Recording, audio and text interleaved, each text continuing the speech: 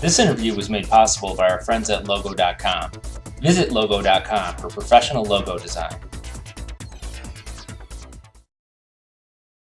Hey everyone, this is Mike Sullivan. Thanks for joining us again today on Mo.com, where, as usual, we feature small business owners and entrepreneurs and bring you hints, tips, insights, and perspectives on what it takes to be successful.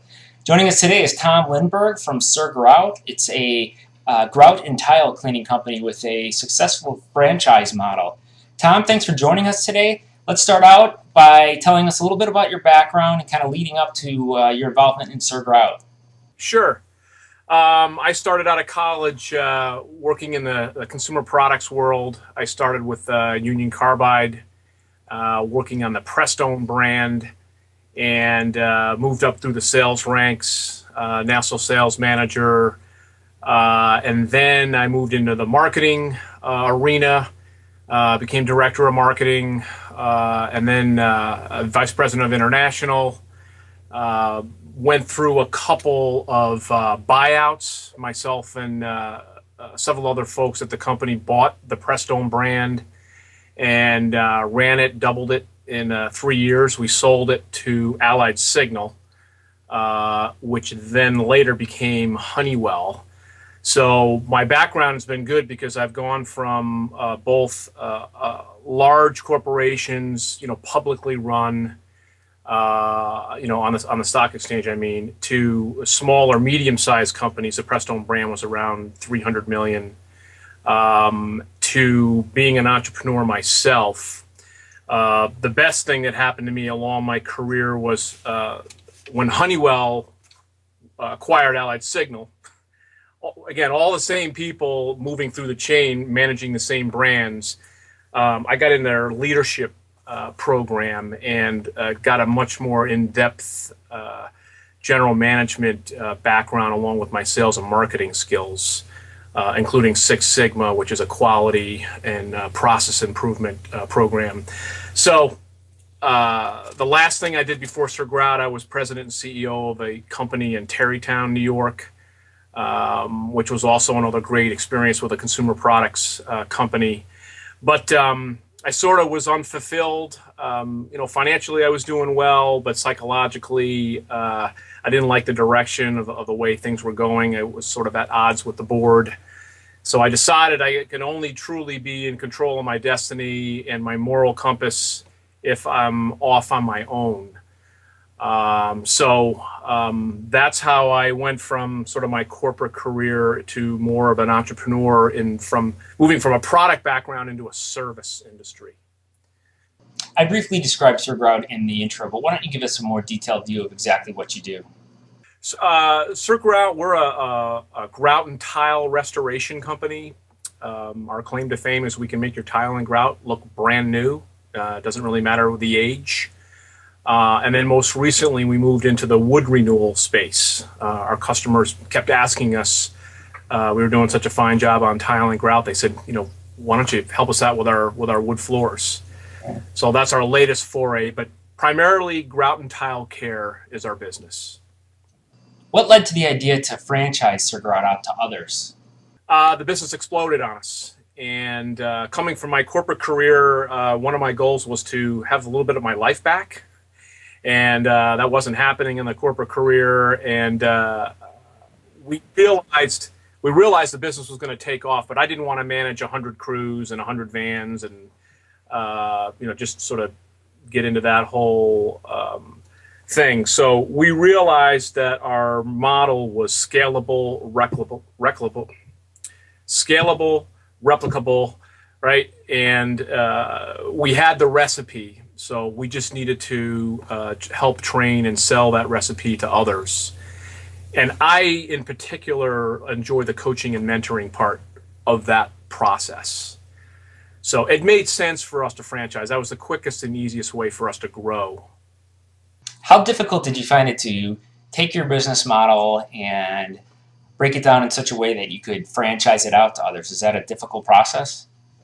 I wouldn't say it was all that challenging. There was a lot of paperwork to do and a lot of thought to get down on paper. The way I describe a franchise is basically a recipe. If you got to get the recipe down, because if the recipe doesn't work, you don't get cake at the end. So we were very diligent in refining that recipe to make sure that it worked. So it was repeatable. And it was working for me, it was working for my business partner, but we wanted to make sure for the next guy down the line it would work. So I would say most of the work was there. The franchising part wasn't hard. As long as you have a good franchise attorney to help you navigate through that, it's really not all that difficult. Are you actually involved in the training of the franchisees that come in and want to open Sir Grout in their hometown? Yeah, we actually built a home in Florida, and we that's our training center. So we fly folks in, we spend a full week with them going over all the aspects of our business, whether it's operational, sales, marketing, sort of soup to nuts of all the things that we do. So it's an intensive week-long training, and then my partner and I remain your coach and mentor, once you're done with the training. So we're available basically 24/7 to all of our franchises. Yeah, just an in-depth training. What's your goal or the company's goal for the number of franchises you have out there? It's I tried to stay away from predicting how many units we'll have down the road. For us, it's really not. We're not trying to be the next 7-Eleven or have 10,000 outlets. It's really not what we're all about. We do it one at a time. We do it really well, and I'm proud to say we haven't lost a single franchise. And every franchise except for one has decided to buy a second.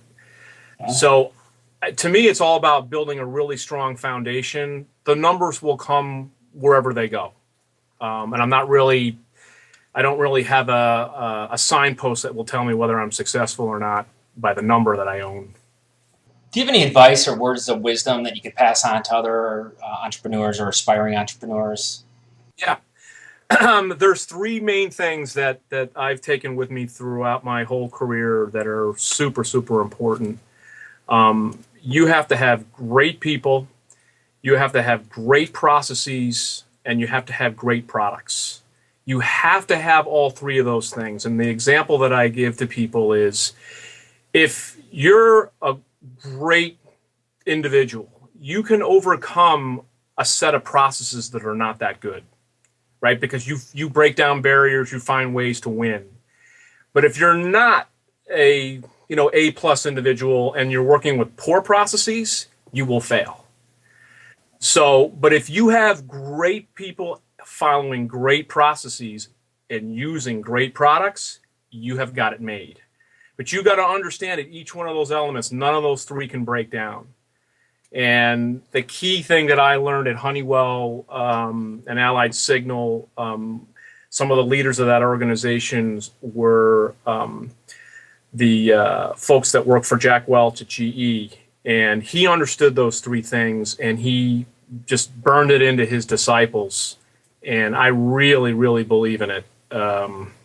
Hey, you want an A company, Jack Welch would say, you need to hire A people. The other thing I learned was you can take a C to a C+ or a B+ to an A, but never a full grade. I can't tell you how much that's happened in my career. So great people, great processes, great products. It's that simple. If you had a friend approach you and say, "Hey, I'm thinking about buying a franchise or starting a business," what advice would you give to them? If you want to start a franchise or you want to start a business, do your homework. Understand the market. Understand your competitors. I understand my competitors, I think, better than they understand them. I'm constantly understanding my business model against their business model. Continuing to make sure that we outshine and outmarket them. I don't talk badly about them, I just understand them. And I think a lot of people get into business, whether it's franchise or a small business, they don't understand, they haven't made the proper assessments before they move forward. So writing a business plan is not a joke. You really have to do it. So that's probably the thing that I tell people, the most. Tom, thanks so much for your perspectives today. I greatly appreciate it. Good luck. Great. Thank you very much, Mike.